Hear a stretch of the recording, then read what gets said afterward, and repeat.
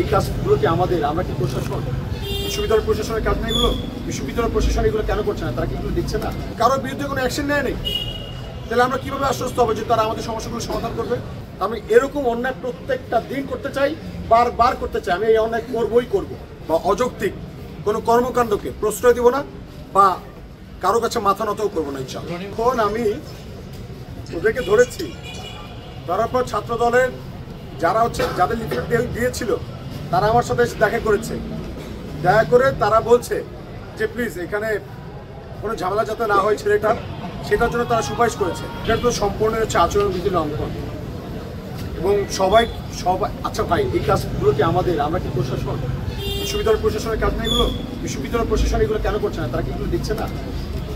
এখানে প্রত্যেকটা ভোটার এবং যারা প্রার্থী প্রত্যেকে কিন্তু অভিযোগ দিতে পারবে। আপনারা যে বা যারা এই ঘটনাগুলো ঘটাচ্ছে তাদের বিরুদ্ধে আপনারা অভিযোগ দিতে পারেন, আপনারা অভিযোগ দেন। কিন্তু আমরা তো অভিযোগ দিয়েছি, দেওয়ার পরে কিন্তু এখন পর্যন্ত চিফ রিটার্নিং অফিসারের কোনো রকম কারো প্রার্থীরা কিন্তু বাতিল করে নেই, কারোর বিরুদ্ধে কোনো অ্যাকশন নেয় নেই।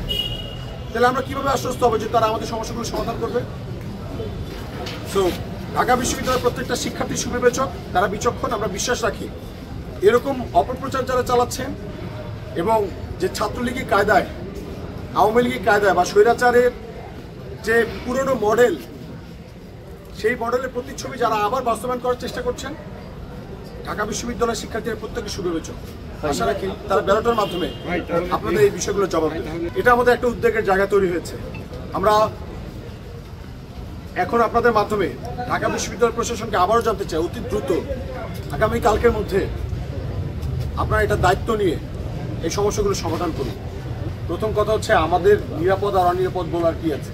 আমরা তো শহীদ হওয়ার জন্য সেই জুলাইতে প্রস্তুতি নিয়ে রাস্তায় নেমে গিয়েছিলাম। মেরে ফেলবে, মেরে ফেলুক। যদি মেরে ফেলে তো মেরে ফেলুক, অসুবিধা নাই।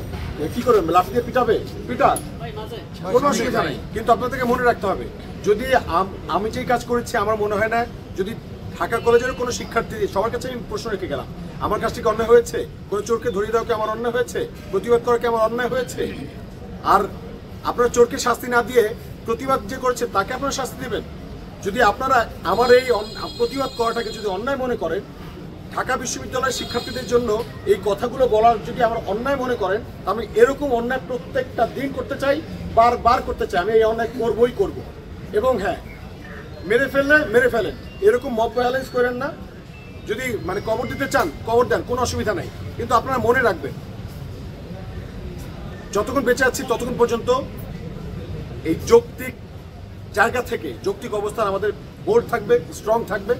আমরা কোনো অযৌক্তিকতাকে বা অযৌক্তিক কোনো কর্মকাণ্ডকে প্রশ্রয় দিব না, বা কারো কাছে মাথা নতও করবো না ইনশাআল্লাহ। ভিডিও আপনারা একটা ভিডিও কেন দেখছেন? আর একটা ভিডিও তো দিয়েছি। যদি একটা হতো তাহলে মনে করতে পারতেন না স্ক্রিপ্টেড। এখানে আমার দেশ পত্রিকার একজন সাংবাদিক ভাই আছে, তিনি ওখানে উপস্থিত ছিলেন। ছাত্র দলের যে ব্যক্তি আমাকে কল দিয়েছে মিউচুয়াল করার জন্য, সে কি স্ক্রিপ্টেড ভাবে আমাকে কল দিয়েছে? এই প্রশ্ন আপনাদের কাছে আমি রাখছি, যে স্ক্রিপ্টেড ভাবে কল দিয়েছে। এখন একটা শিক্ষার্থী অভিযোগ করেছে, তার অভিযোগটাকে আমলে না নিয়ে আপনারা যদি উল্টা ব্লেম দিয়ে দেন, মনে করছেন আমি একা, সেই জন্য আমাকে ব্লেম দিয়ে দিচ্ছেন। তাহলে আপনাদের কাছে তো ঢাকা বিশ্ববিদ্যালয়ের প্রত্যেকটা শিক্ষার্থী অনিরাপদ, প্রত্যেকটা শিক্ষার্থী আপনাদের কাছে অনিরাপদ। আপনারা কিভাবে শিক্ষার্থীদের নিরাপত্তা নিশ্চিত করবেন? নাকি এগুলো শুধু মুখে বলি, প্রতিশ্রুতি, নাকি আবারও আপনার ছাত্রলীগের মতো আবার আধিপত্যবাদ কায়েম করতে চান? এই প্রশ্ন আমাদেরও থেকে যাচ্ছে। তো স্ক্রিপ্টেড না ভাইয়া, এখানে মানুষ ছিল। এখানে আমার দেশ পত্রিকার সাংবাদিক ভাই আসিফ ভাই ছিল বোধ হয়। আসিফ ভাই আছেন? ভাই আছেন? ভাই আশিফুল ভাই আছেন? ভাই কিন্তু ওখানে উপস্থিত ছিলেন। ভাই একটু আসবেন, ভাই আপনি সাক্ষী একটু আসেন ভাই প্লিজ। আচ্ছা ঠিক আছে।